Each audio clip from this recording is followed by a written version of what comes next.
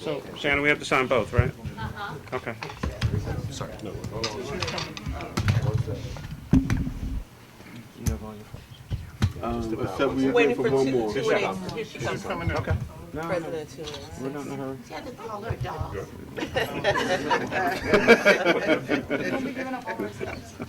True. This is situated. Okay. Oh, she's talking to Hey, Shannon, Yeah. so just the top line, right?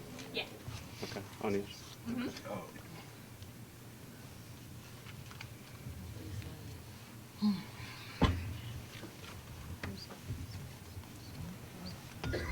Hey, Mark.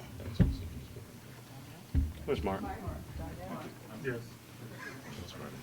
Yeah. Still going, right? Do you want to sign first and then say something? Or, okay. Okay, here you go. These are the originals, the bigger ones? Just sign off for. All four, okay. All right, it's just a signing party here. You want to start? Yes. Okay. So we're going to sign first, and then we'll have some remarks. I think it's the second. Got it.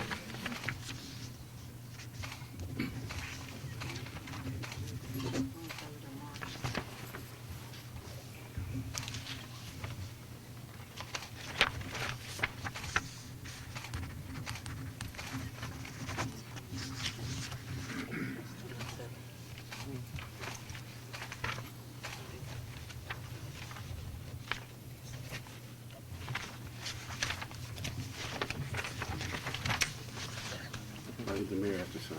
I think I got, did I get all four? And then you haven't got these two. Okay.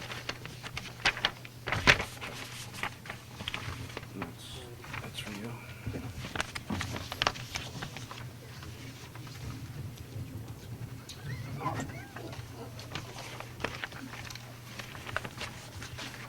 We have all the copies? That's done. Yeah. And free to sign it for. That's 2187. That's 86. Okay. I see. Okay, 86. For this completed version, So it's 2186? right, Right. I have 2186, you have 2187?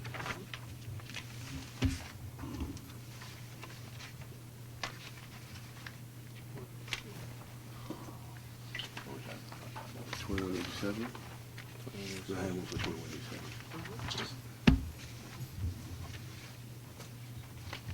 The president. I'd just like to announce that we, the members of District Council 47, finally have a contract with the City of Philadelphia. We've been working tirelessly to try to get to this point. When I got elected, my main promise to the members was to work tirelessly to get to this point. I want to thank Jacqueline Marshall, President of 2187, Alfreda Jones, President of 2186, my entire negotiating team, for the faith and confidence they instilled in me to get to this contract. I also want to thank the mayor, his negotiating team for negotiating with us in good faith when we met several months ago. The mayor, one concern that we had was that we would get together and negotiate in good faith, and I think we both lived up to that promise. And again, I really appreciate that. Also want to thank all the people that worked behind the scenes for us to get to this point. This has been a very long process. Both sides have came together, they heard each other, and they came to a fair contract that we think is fair for our members, and we will endorse it for ratification next week. I also want to extend my concern to District Council 33. I hope they get in here and negotiate a contract for their members, because their members deserve a contract like our members deserve a contract. Thank you.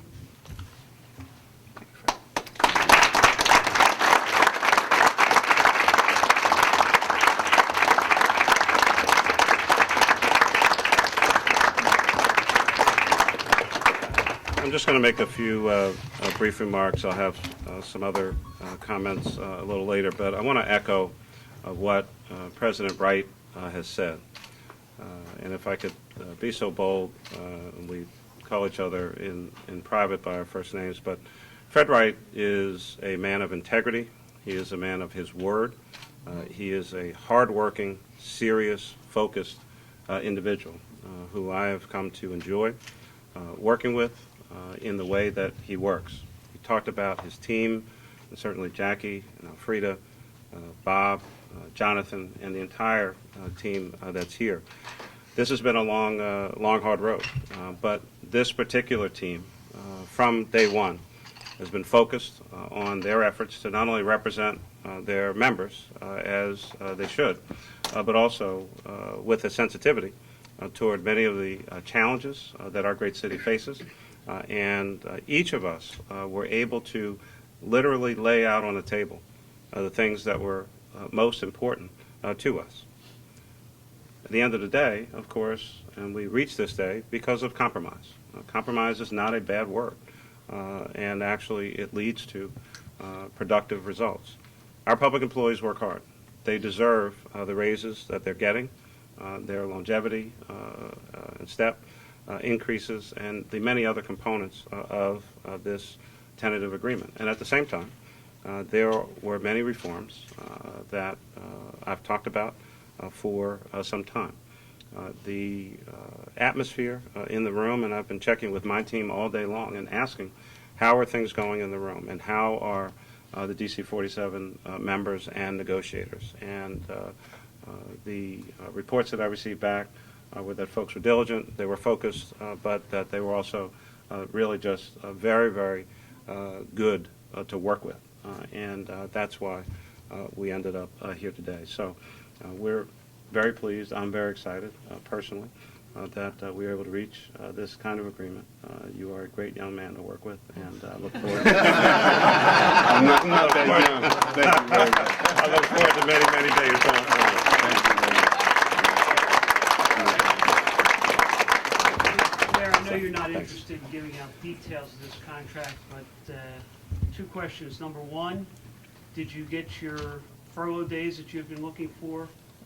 Number two, did you get the two-tiered pension that you had been looking for? We've made progress, if you will, in both of those areas. And again, I'll get into more of those details going forward. But I think from the city's perspective, we made significant progress in both areas. One on the pension that will be helpful to the city's severely underfunded pension system, and some additional flexibility with the union support that will help us, should we find ourselves in an economic crisis, to be able to better manage our workforce while not putting the employees in a negative situation. And again, that has been our goal from the start. So again, I don't want to get into all of the mechanics and the components. This is a good moment for us. I am very, very comfortable and was excited to sign the document that we signed tonight. Does the contract enjoy a Me Too clause? Has been in the past when 47 settled before 33, where if 33 gets a better deal than what you signed, 47 would automatically get the same thing? Each negotiation is separate. We look forward, as President Wright said, we've been in regular discussion and communication with District Council 47, 33 rather, and it is my hope that without getting into their contract negotiations in this moment, this is District Council 47's moment. I want to leave that at their moment. They deserve this opportunity, and I'll be in a better position to talk about what's going on with DC 33 at another time, but we're going to continue our discussions. Gentlemen, we're gonna have. I'm going to give you all the time you want downstairs. We're gonna have an unveil downstairs. Yeah. We just want to finish up here. Thank you again.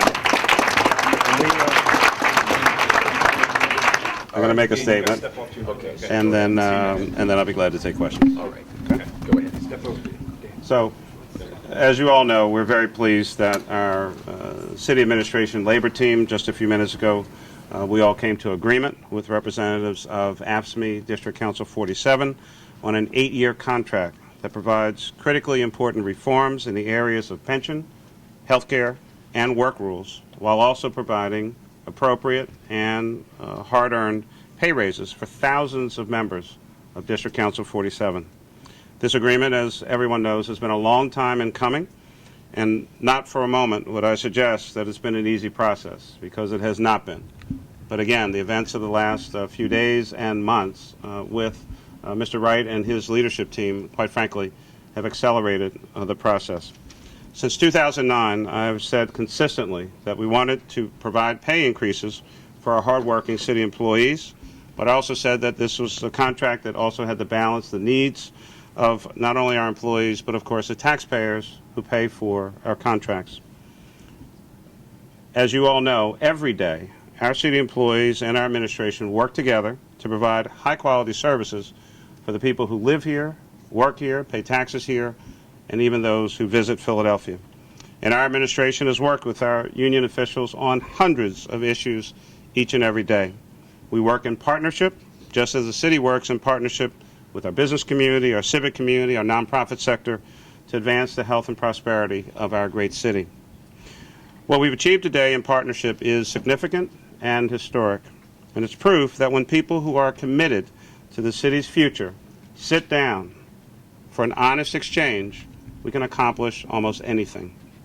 This contract provides both short-term and long-term savings that will help our city make progress toward a more sustainable financial future, while at the same time providing much anticipated, needed, and deserved raises for our public employees.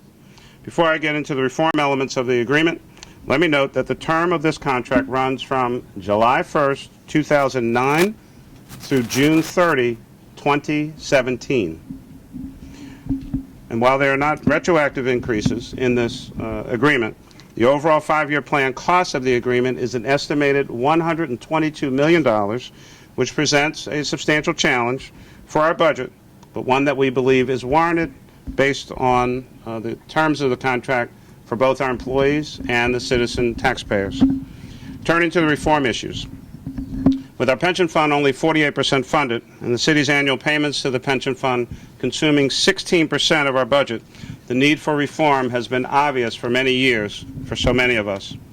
The new pension provisions in this agreement with District Council 47, coupled with earlier agreements with police, and fire, and other unions, puts us on course to strengthen our pension fund, something that all public employees and citizens should applaud. Specifically, by January 1st, 2016, current employees in DC 47 will pay 1% more of their pay toward their pensions. New employees who choose Plan 10, that's our hybrid plan that has both a traditional defined benefit component and a 401k style element, or they can remain in the current pension plan and pay 1% more than current employees are paying toward their pensions. By January 1st, 2016, new employee contributions for employees who choose the current plan over Plan 10 will rise an additional 1% to 2% of their pay for a total of approximately 4% of pay. It's also worth noting that this 2 percentage point increase for new employees is relatively close to our actuarial consultant's estimate that Plan 10 would save almost 2.5%. Will save an estimated 2.5% of pay. On the issue of overtime, it's been an ongoing concern of our administration. Under this agreement, starting in 2015, sick time will no longer be counted as hours worked when determining when overtime is due on a weekly basis. In addition to savings and overtime costs, we hope this provision will begin to change behavior among a very small segment of employees who may be misusing sick leave. So, for example, take an employee who calls out sick on Monday, in some instances, and then works on a Saturday. Any of those Saturday hours will not be paid at time and a half unless the employee actually works more than 40 hours in that week. On health care, District Council 47's Health Fund would move to a self-funding arrangement starting in January of 2015. It would be similar to what provisions are now in place for the police. DC 47 would manage the plan and use an aggressive wellness program with monetary incentives to help employees and their family members stay healthier and control costs. The city will only pay the cost of benefits and administration as compared to the current system that sets projected costs by a per-member, per-month payment system. The current system will remain in effect through calendar 2014, with a per-member, per-month payment rising to $1,100 from the current $975. The city will also make a one-time lump sum payment to the DC 47 Health Fund of $5 million. By way of comparison, District Council 47 employees will be contributing at least 9% of the total cost of their health benefits, which is in line with the arrangement now in place for employees in the city-administered plan. And finally, I was asked earlier about the issue of furloughs. For many years, the city has had the contractual right to lay off employees when economic circumstances warrant, either temporarily or permanently. But we have faced a number of practical barriers to using layoffs on a temporary basis. The agreement that we just signed commits the union and the administration to work at removing those barriers by changing how layoff scores are calculated and clarifying that if an employee who happens to also be enrolled in the drop program has a short-term layoff, they are not permanently separated, as is now the case. The union has agreed to support changes in the civil service regulations to accommodate the layoff scoring issues and changes in the pension ordinance to protect employees who are in the drop program from facing permanent separation when the city's intention is only a temporary layoff. With these critical issues in place, we are pleased to support the wage increases over the term of this contract. We support and start with a $2,000 signing bonus in recognition of the time that employees have received no wage increases, and an across-the-board 3.5% wage increase payable both after ratification, 30 days after ratification. And going forward, employees will prospectively receive their step and longevity increases that have been frozen since the summer of 2009. And lastly, on July 1st, 2015, employees will receive a 2.5% wage increase, followed by July 1, 2016, with a 3% wage increase. And with that, I'll be glad to try to answer Mr. any Mayor, questions these that you might have. negotiations have been going on since 2009. What do you think suddenly made the difference here at this time? I think that in this particular situation, both sides truly had the opportunity to sit and listen to the serious concerns that each side had. There's been accommodation, or maybe a better word is compromise, on both sides. And President Fred Wright, who came into office last year and won election and then another election, but and I don't know anything about the elections, but I think as his statement earlier that he made, he came into office with the goal and the commitment of trying to get a contract done. I've always wanted a contract, but again, the issues that I laid out, pensions, health care, work rules, and how we manage our workforce, those kinds of reforms we've been committed to. I've been steadfast. I've been clear and consistent on those issues. He heard those issues, and we listened as well with regard to how long employees have gone without raises, how long they've been without step increases, what impact the temporary layoff proposal that we made could have on the actual individual. This is about listening. It's about acting. It's about compromise and having mutual respect for each other, which I have a tremendous respect for President Wright and his team. I can tell you from my own team, they said that the atmosphere, the environment was just very different than what we've experienced over the past few years. So I was not in those meetings. My conversations have been with the President, but I think both teams have been tremendously complimentary of each other, and that, again, goes to the mutual respect. If you had a similar arrangement with DC 33 on these terms, would you be willing to accept that or something close to it? I'm not going to negotiate the things that we're talking about with District Council 33. Each of the contracts is different and unique in and of itself. I think what's important with regard to DC 33 is that, while we've had numerous informal talks over the past few years, we, in a more formal way, back at the table last Friday. I expect that we'll be back during the course of this week. We're waiting for some responses to any number of things that we put forward. We'll see, but I'm not going to make any predictions about one contract versus another. Each is unique to that particular union. Gentlemen, Mayor, does this- I need to interrupt 1 second. The mayor needs to leave to catch a flight. We have Rob Dubo, the finance director, and our chief negotiator, Shannon Farmer, here to answer any further questions Take one last one. I'll give you, if you give me a quick question, I'll give you a quick answer. but I Mr. Mayor, really is gotta it safe pop out to the say door. that the negotiating atmosphere is much different with DC 33? Give me that again? Is it safe to say, or fair to say, that the negotiating atmosphere is much different with DC 33?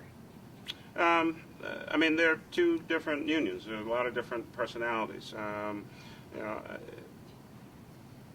they're at a table now, and we're excited about that. And the way we make progress, as we made today, is by being at the table and both sides, I think, actively listening and certainly being willing to compromise and recognize what the challenges are going forward. So I'm pleased that we're at a table, and let's take it from there.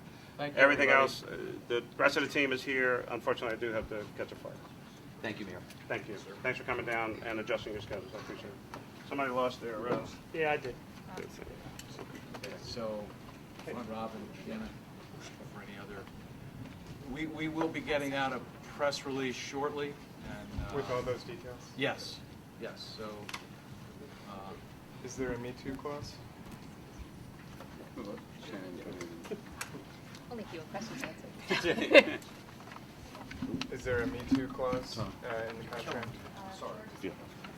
I'm sorry, what do you mean by that? Tell me reference. Basically, what it was, during the street administration, 47 settled before 33, and they had a clause within the contract that said, if 33 gets a better deal, we get the same thing. There is no clause like that in this contract. What do you think was the turning point in these negotiations?